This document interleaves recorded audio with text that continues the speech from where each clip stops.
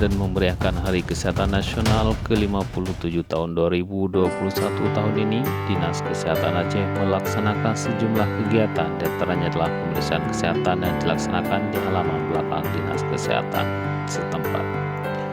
Pemeriksaan kesehatan yang dilakukan diantaranya adalah cek tekanan darah, pemeriksaan kolesterol, dan juga cek gula darah.